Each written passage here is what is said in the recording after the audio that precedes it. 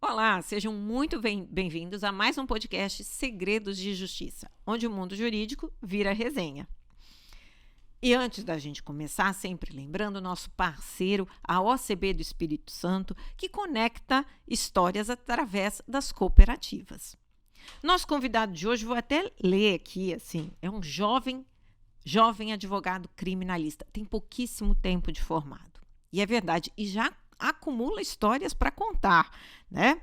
Mesclou sua atividade profissional com as atividades da OAB e a sala de aula, sempre apaixonado pela sala de aula. Foi presidente da Jovem Advocacia, assessor da presidência e hoje é presidente da Comissão de Direitos Políticos e Eleitorais da Ordem da 10ª Subseção.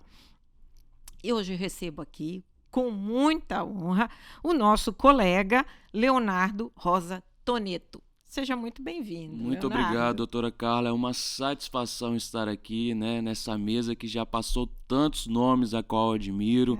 Então é uma alegria muito grande estar aqui e poder participar e, na verdade, desenvolver histórias, né, da nossa realidade, do nosso dia a dia, tantas histórias da advocacia e ter a oportunidade de contá-las, um pouco dessas histórias aqui no dia de hoje.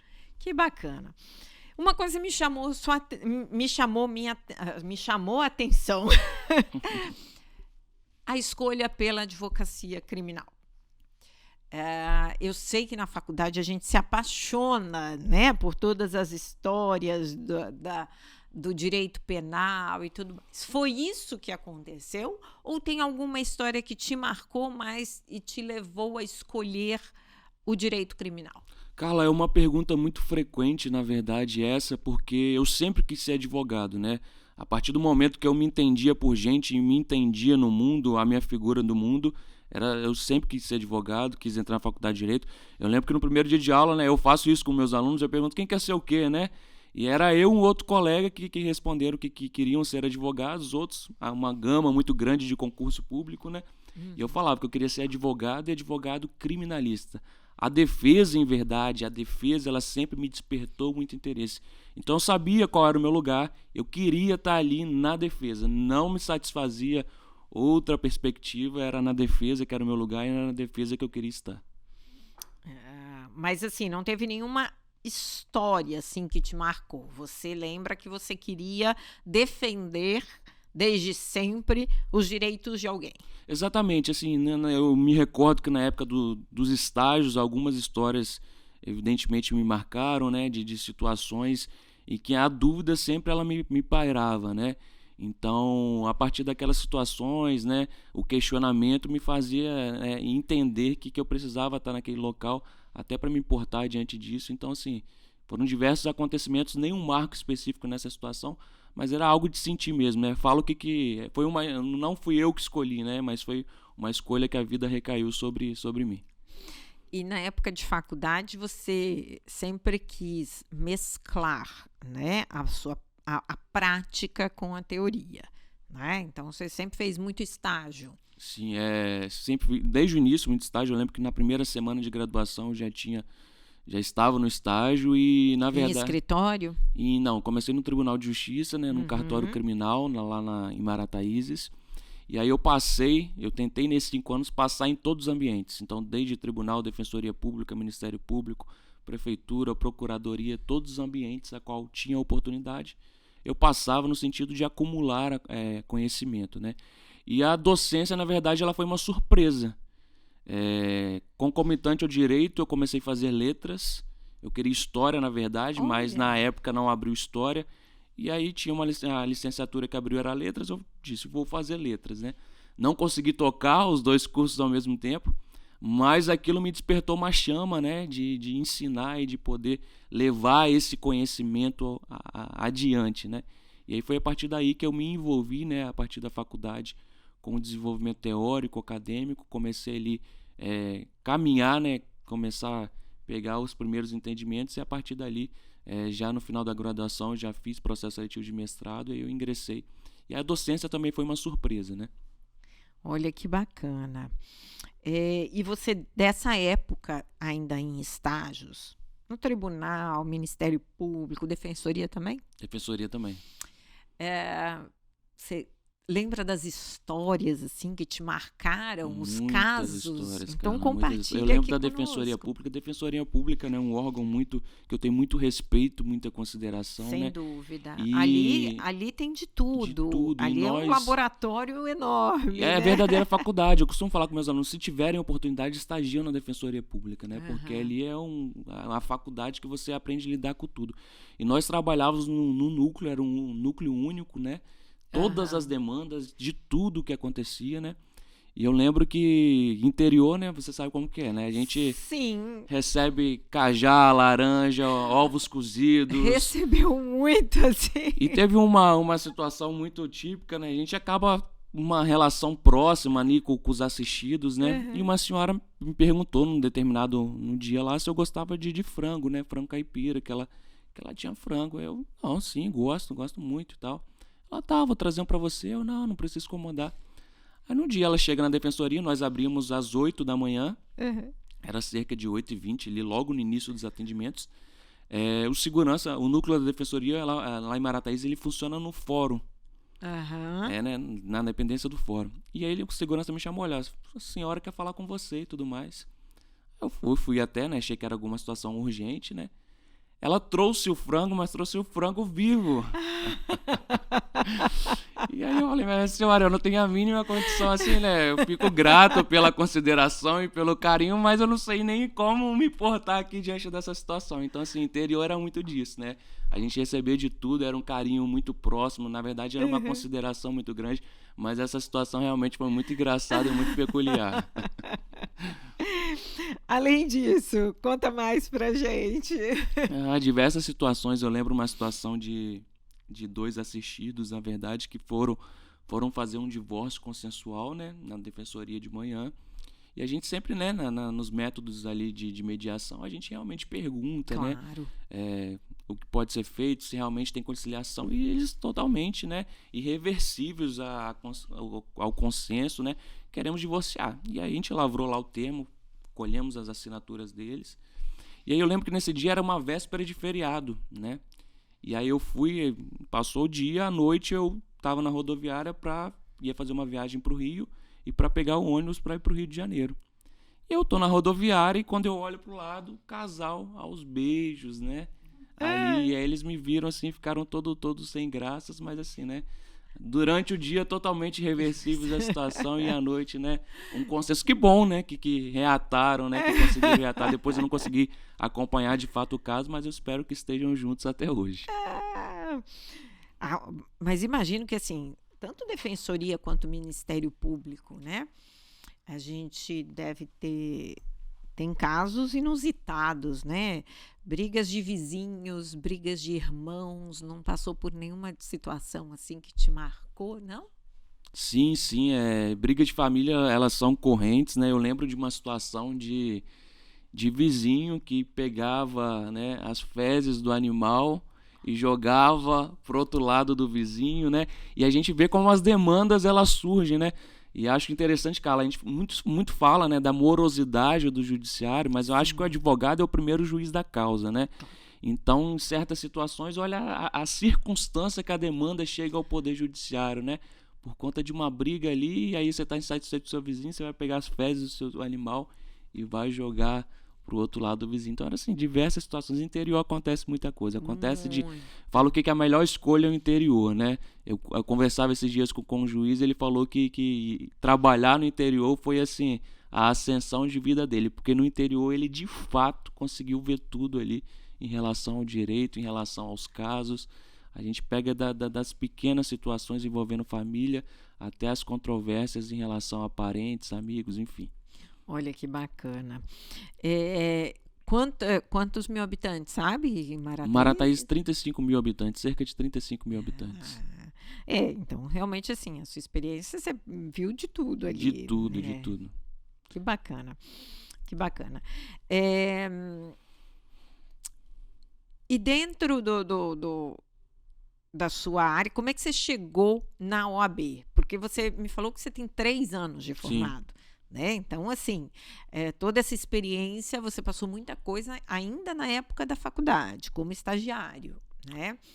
E quando você se formou, você já foi participar do grupo da ordem, ou você já na faculdade já tinha uma aproximação com a OAB? Eu sempre quis ser, né? Como eu falei nisso, sempre quis ser advogado, isso foi uma certeza para mim. Então, eu sempre procurava, durante a graduação, me aproximar.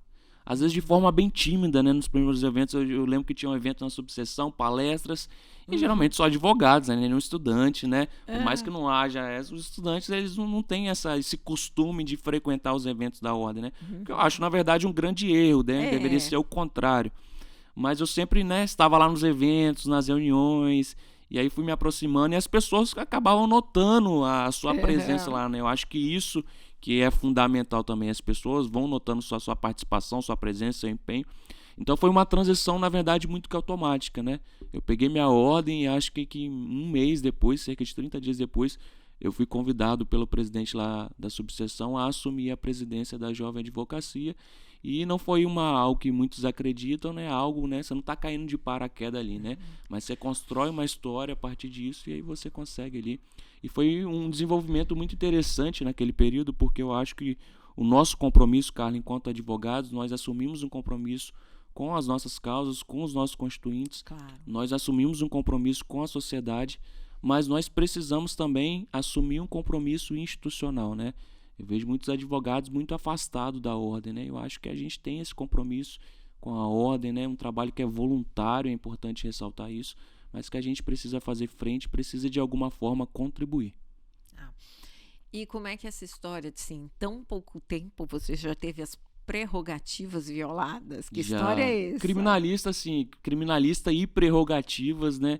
É algo que é muito inerente à violação, né? A gente lida ali a todo momento com situações de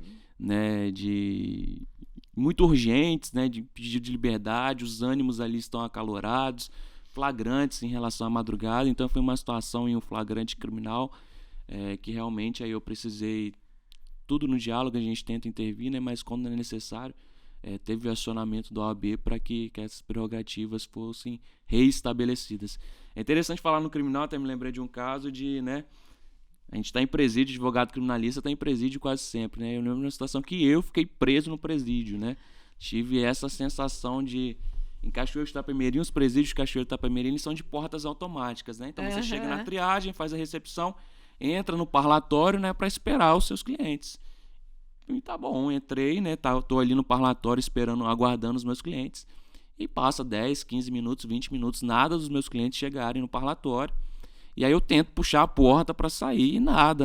E aí vai 1h30, e eu preso no parlatório, não chega cliente. Até que chegou uma outra advogada para o mesmo parlatório que eu falei, não, doutora, pelo amor de Deus, não fecha a porta, deixa aberta, que eu preciso, assim, ou os meus clientes vão vir até mim, ou eu vou até eles, eu preciso sair daqui. Mas assim, até isso a gente passa, né? Tive essa oportunidade ali de ficar um tempo ali detido, né? Costumo falar, fiquei detido ali naquela ocasião. E você faz júri? Faço júri, né? Na verdade, é um dos crimes que lá no escritório a gente tem mais ocorrências, júri, crimes relacionados à lei de drogas. E júri é uma situação muito peculiar, né? E geralmente olha, novo, o que esse menino tá fazendo júri, né? É tão jovem. É sempre muito assim, né, Carla? Essas pessoas, né? Inclusive é algo que a gente vinha conversando, né? Algumas falas de determinados ministros e até projetos de lei, né? Prevendo isso em situação de limitar a jovem advocacia na atuação nos tribunais superiores. Eu costumo sempre falar que tempo ele não define competência, né? A competência, na verdade, é o acúmulo de uma jornada que envolve diversas variáveis.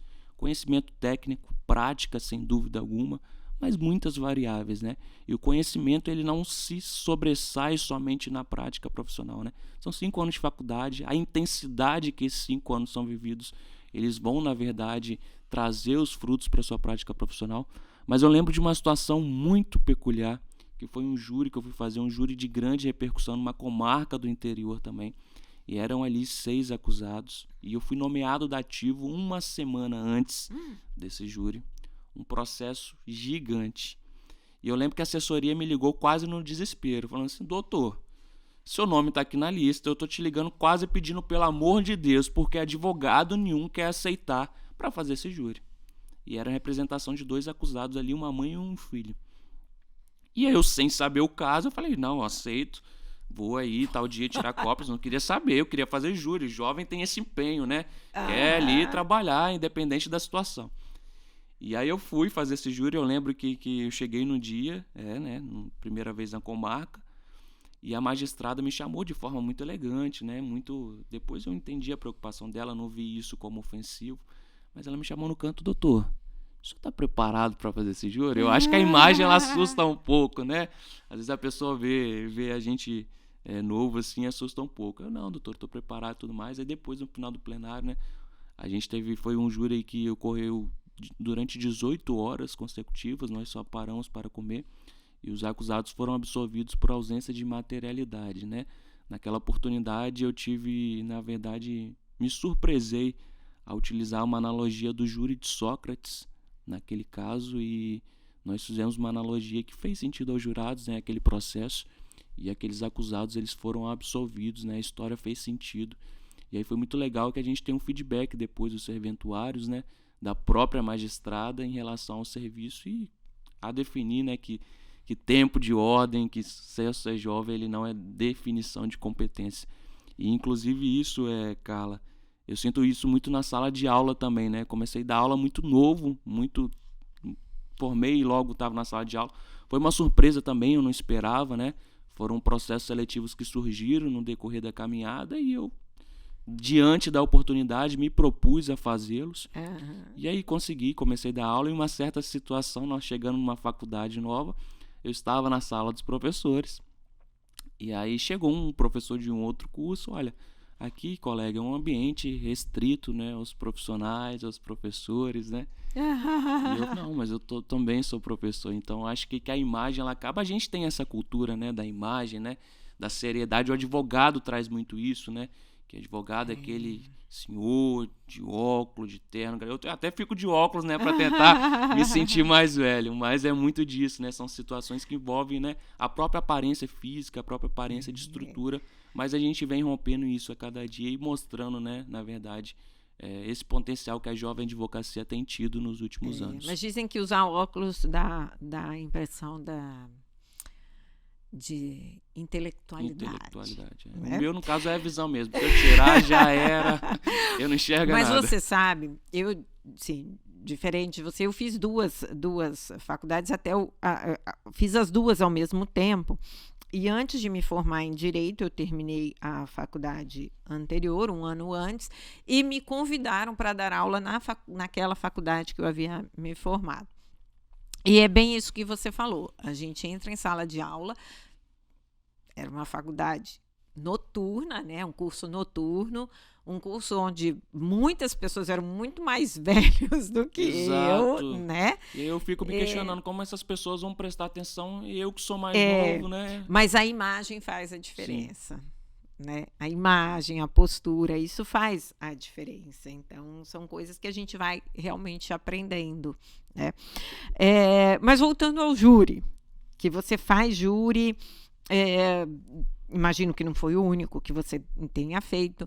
Você se emociona com as pessoas, porque um júri de 18 horas, com um resultado positivo, não tem como você não sentir algo, vamos lá. Mas você se emociona, você chora com seus clientes, você abraça, você vibra. Como é que você lida com as emoções em casos? Porque criminal, a gente sabe, acaba tendo emoções muito maiores, né? Muito, Carla. A gente desenvolve um trabalho muito técnico, né? Tenta manter esse afastamento. Claro. Mas é inevitável, né, a proximidade que a gente tem, principalmente com a família, né? Direito é fato social, ele parte desse fato social. Então, são situações, eu me lembro de um júri que o acusado, ele estava, né, a esposa dele estava na gestação, na iminência de ter o filho, e ela foi a plenário, né? Ela foi a plenário, grávida, né?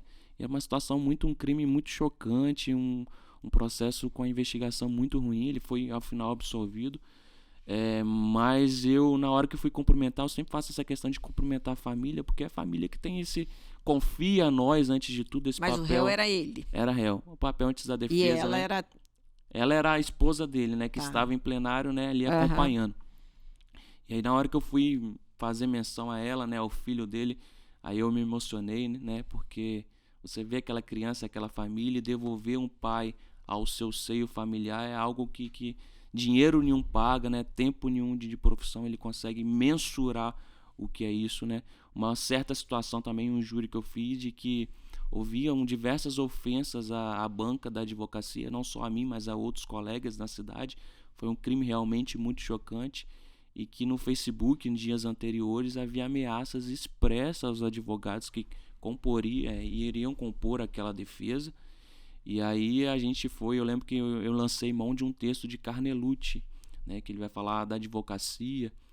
E aí nesse momento também eu me emocionei muito, porque muitas das pessoas não sabem, né, o esforço que é, o esforço técnico, o esforço mental de estar ali na posição da defesa e às vezes ser criminalizado também por exercer a sua profissão. Então, certamente, todos os júris é uma carga emocional muito grande, uma carga positiva, uma carga primeiro porque a gente vê que o direito que deveria servir à vida naquele momento falhou, que a sociedade falhou, e a gente precisa ali estar de alguma forma ali como um minimizador de danos, né? Eu falo que o advogado criminalista no júri, a gente tenta minimizar danos. Os danos já ocorreram.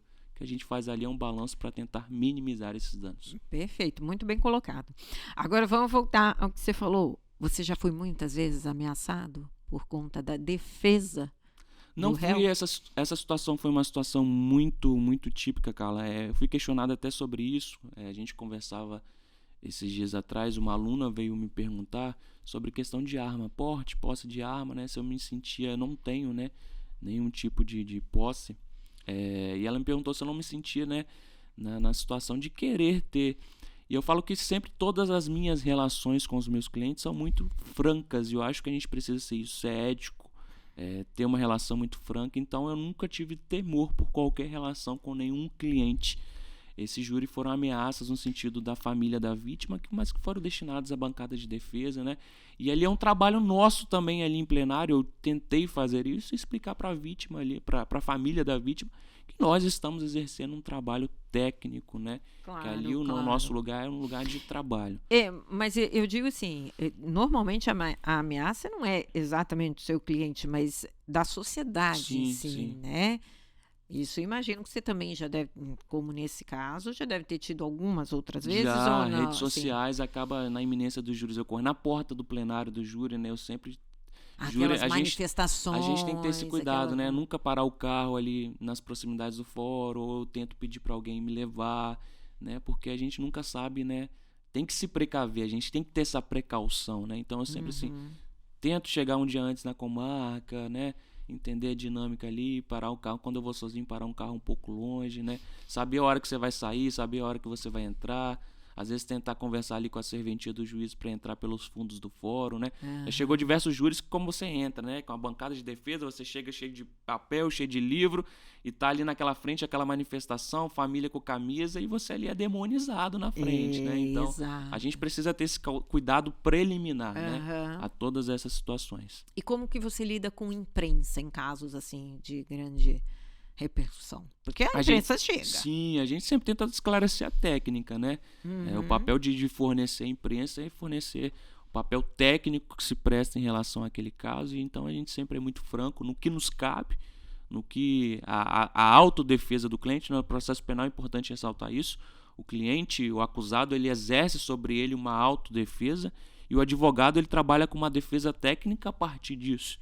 Então, todo o que é repassado, tudo que a gente constrói é a partir dessa autodefesa e do aprimoramento que a defesa técnica faz sobre cada caso. Já recusou algum caso por entender que não caberia uma defesa? Nunca recusei nenhum caso. Eu sempre tive essa premissa. A não ser que tais casos violassem os meus preceitos éticos e morais.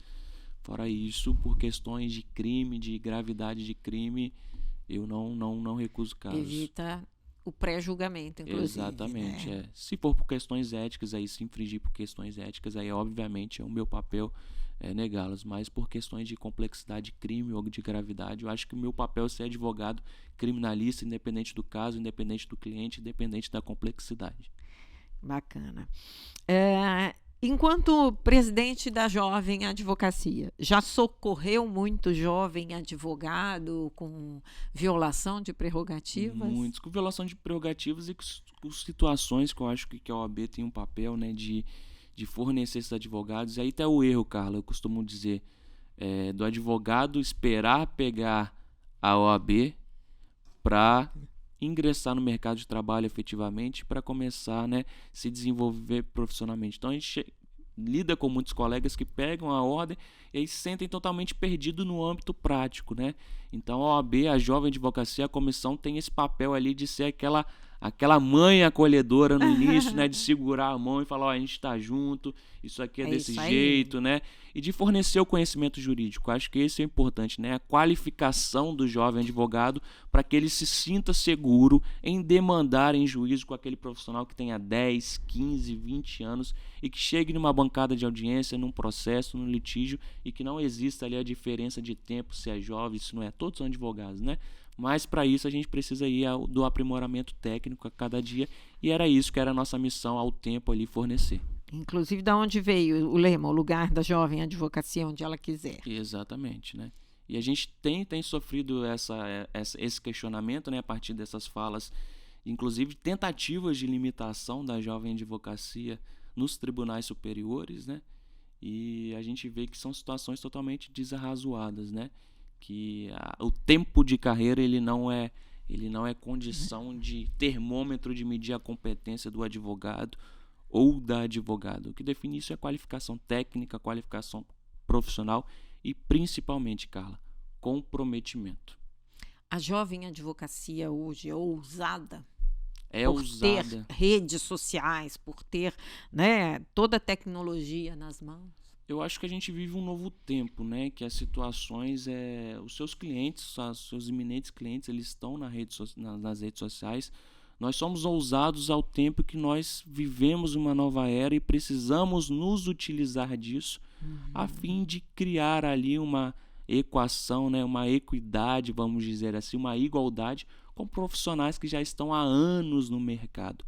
Mas da mesma forma que traz benefícios, traz alertas também, né? Eu acho que a rede social, a gente precisa saber a forma de trabalhar com eles e não vulgarizar a advocacia, né? A Jovem Advocacia precisa ter essa consciência de que está ali para mostrar o seu trabalho, mas não para vulgarizar a advocacia. E tem sido vulgarizada? Tem, Carla. Eu costumo ver que as redes sociais hoje a gente vê de tudo, né? Desde dancinhas de TikTok até né, um comportamento pessoal meu, eu não sou adepto a essa situação. Eu acho que nós, até mesmo, né, a gente fala de jovem advocacia, de portar, né, de se portar de uma forma, né? Eu, por exemplo, não contrataria um profissional liberal, seja um dentista, um nutricionista ou qualquer pessoa que fique no Instagram fazendo dancinha, né? Pelo menos esse é o que eu, Leonardo, entendo. Então, acho que a gente tem que estar na rede social, sim, mas ali demonstrando conhecimento, demonstrando técnica, demonstrando a capacidade de resolver o problema daquele cliente que chega até nós. Eu acho que não é com dancinha que a gente resolve isso. Você já advogou para diversos movimentos sociais. Sim. Como é que foi isso? É uma experiência também, tal como no criminal, né, que nos emociona muito, né? Advoguei para uma ocupação em certa cidade de cerca de 600, 700 pessoas, diversas famílias ali sem moradia, sem o mínimo, e que a gente tem que fazer ali não um trabalho só jurídico, né, cara? Eu acho que a gente tem que fazer um trabalho psicológico, um trabalho social, uma interlocução muito grande com a gestão do governo municipal, com a gestão do governo estadual, com os outros movimentos que conseguem dar suporte, né? São situações ali de direitos humanos, de direitos sociais que envolvem saúde, que envolvem educação, que envolvem as mais variáveis. Então, assim, eu falo que eu tive a oportunidade de ser escolhido porque aquilo... eles falam que, né, que eu contribuí a eles, mas na verdade, no final, o contribuído foi eu com toda aquela situação, porque eu pude ali, né, na verdade, me evoluir não só como advogado, mas principalmente como pessoa, né? Ali que a gente vê como o mundo é o mundo, como o fato é o fato, e a gente precisa, naquelas situações, tensionar o direito. Esse é o papel do advogado, né? Tensionar o direito. E como foi lidar com tantas pessoas numa única causa? É uma pressão muito grande, né? A gente sofre uma pressão diuturna porque, especialmente eu tenho percebido isso, não só com clientes de causas, né, vultuosas de número, mas com clientes individuais. A ansiedade, ela é uma crescente, né? Então o cliente, ele chega no seu escritório hoje, ele assina a procuração e amanhã às 9 ele te manda mensagem que ele quer que tenha uma sentença procedente no caso dele. Agora imagina isso, 600 pessoas querendo essa resolução e ir atrás de você. Então a gente precisa, né, evidenciar que o nosso trabalho, que o trabalho de advogado é um trabalho de meio. O que nos cabe fazer, nós vamos assumir o compromisso de fazer. E aí eles te mandavam WhatsApp? E o dia inteiro, ligação, Instagram, Facebook. Eu me lembro de uma situação que eu estava de férias, numa viagem no ano passado. E aí a cliente mandando diversas mensagens, e o fuso horário do lugar que eu estava era diferente, né? Eu não conseguia responder em tempo real as mensagens. Aí eu lembro que eu postei uma foto no Instagram da viagem, férias, né? E ela comentou: te mandei mensagem no WhatsApp, doutor. Não me respondeu por quê? Na foto. São situações que a gente tem que se deparar. Não tem pra onde fugir. Não tem. Quando você tá na praia, te encontra: doutor, como tá meu processo? É aquela pergunta praxe, né? Como está o meu processo? É verdade. E me fala uma coisa, você hoje é presidente da Comissão de Direitos Políticos e Eleitoral. Como é que isso surgiu? Isso foi de acordo com as especializações, né? Eu fui tendenciando a minha área profissional tanto para o criminal como para uma perspectiva de direitos políticos, né? Sou professor de ciência política também na instituição. Que bacana. Então aí foi me dada essa oportunidade pela presidência lá da 10ª subseção de assumir. Na verdade foi instaurada essa comissão nova, é a primeira oportunidade que a 10ª subseção conta com uma comissão de direitos políticos e eleitoral. E lá nós tensionamos alguns municípios, né, na Presidente Kennedy, Itapemirim, Marataízes, Piúma, Iconha e Rio Novo do Sul. E são municípios que na história do estado, né, existem muitos problemas na seara política, né? É mesmo? Muitos. Ali, Presidente Kennedy, Marataízes e Itapemirim, existem muitas situações complexas, né?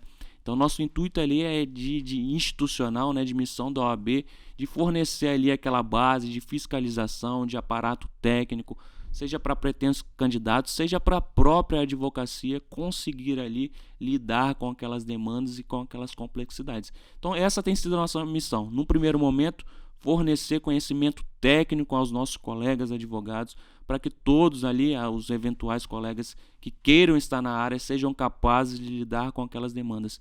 E no segundo momento, oferecer também à sociedade, aos pretensos candidatos, a quem tem mandato, esse arcabouço ali, né, de conhecimento e de parceria efetivamente da OAB com as demais instituições. Bacana. Agora a gente entra num bate-pronto. Eu falo, você me fala o que vem à sua cabeça. Nunca diga para um advogado. Nunca diga para um advogado o que ele deve fazer. Alvará é? Alvará é sucesso para o advogado. Para o criminalista, então... Justiça é? É algo que nós esperamos a todos os dias nas nossas demandas, nos nossos anseios, nos nossos pleitos, é que a justiça ela seja efetivada.